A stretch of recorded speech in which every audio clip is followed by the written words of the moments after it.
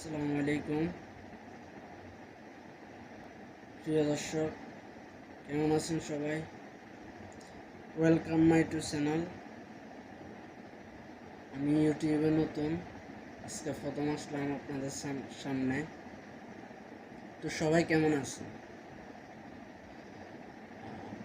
আমি ইউটিউবে একেবারে নতুন, আমার চ্যানেলে মাত্র 26 জন সাবস্ক্রাইবার নিয়ে আমি কাজ শুরু করতেছি। আজকে আমার প্রথম ভিডিও ফেস ক্যাম। আজকের টপিকটা হলো,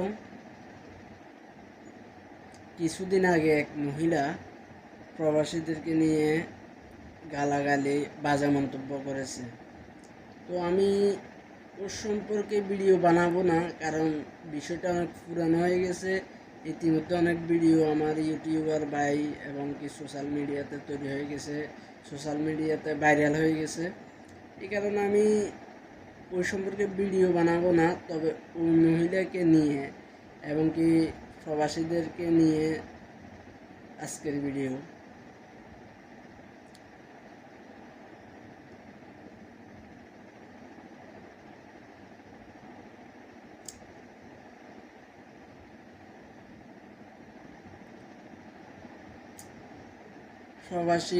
প্রবাসীরা হলো বাংলাদেশের এক অমূল্য রত্ন।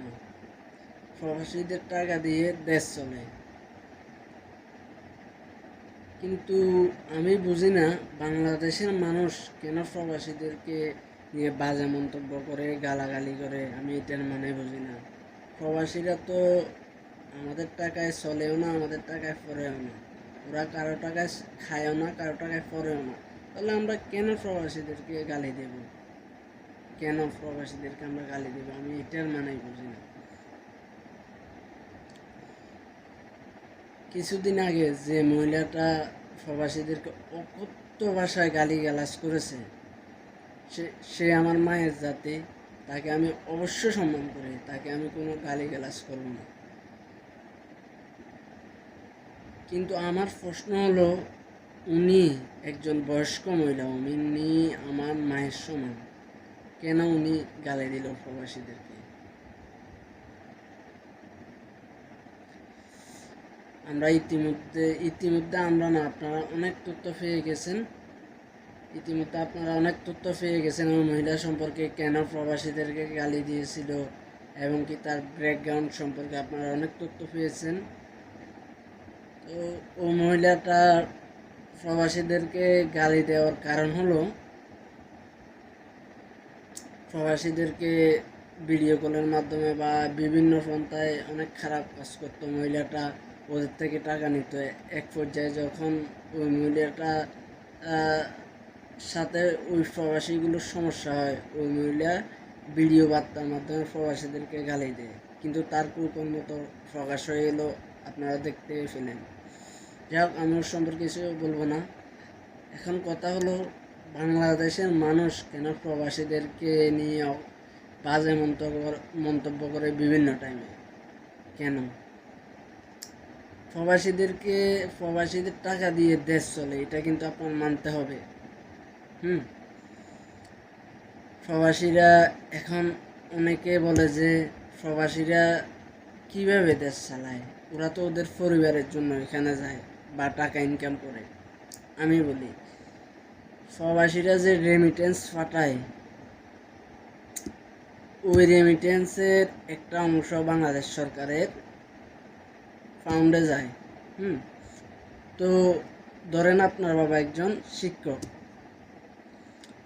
ওই মাস শেষে আপনার বাবাকে যে সরকারে বেতন দেয়, ওই বেতনের একটা অংশ কিন্তু রেমিটেন্সের অংশ থেকে যাচ্ছে। তাহলে আপনি চিন্তা করেন, আপনিও রেমিটেন্সের টাকা দিয়ে চলতেছেন, যেহেতু আপনার বাবা বেতন পায়, অথচ আপনি সেই প্রবাসীদেরকে নিয়ে বাজে মন্তব্য করেন, গালিগালাজ করেন। আসলে এটা হাস্যকর ব্যাপার। আপনি নিজেই প্রবাসীদের টাকা দিয়ে চলতেছেন, আবার প্রবাসীদেরকে নিয়ে আপনি বাজে মন্তব্য করতেছেন। তো আসলে এটা ঠিক না। প্রবাসীরা সারাদিন সারা বছর দিনের পর দিন কাজ করে যে কষ্ট পায় না, আপনাদের আপনাদের বাজে মন্তব্যগুলো দেখে তার থেকে বেশি কষ্ট পায়। সত্যি, এটা সত্যি কথা। আপনারা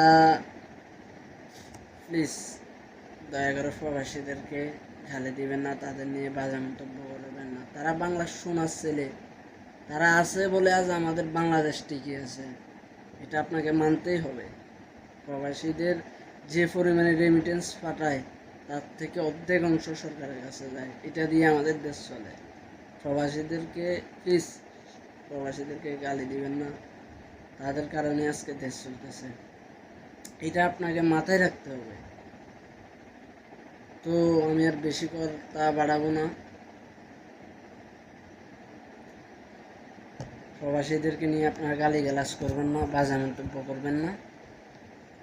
তো আমি ইউটিউবে একেবারে নতুন, এটা আপনাদেরকে প্রথমে বলে নিয়েছি, মাত্র 26 জন সাবস্ক্রাইবার। তো আশা করি আপনারা আমার চ্যানেলটা সাবস্ক্রাইব করবেন, ভিডিওটা শেয়ার করবেন। আপনাদের হেল্প যদি পাই, ভালো ভালো কাজ করার সামনে উৎসাহ পাবো। আপনারা হেল্প না করলে তো আমি কিছু করতে পারবো না, আপনাদের হেল্প প্রয়োজন। প্রথম আপনারা সাবস্ক্রাইব করবেন, ভিডিওটা শেয়ার করবেন। আর প্রবাসী ভাই যারা আছেন তারা অবশ্যই আমার চ্যানেলটি সাবস্ক্রাইব করবেন এবং ভিডিওটা তো অবশ্যই শেয়ার করবেন, কারণ আমার প্রথম ভিডিওটা ফেস ক্যামের প্রথম ভিডিওটা আপনাদেরকে নিয়ে শুরু করেছি।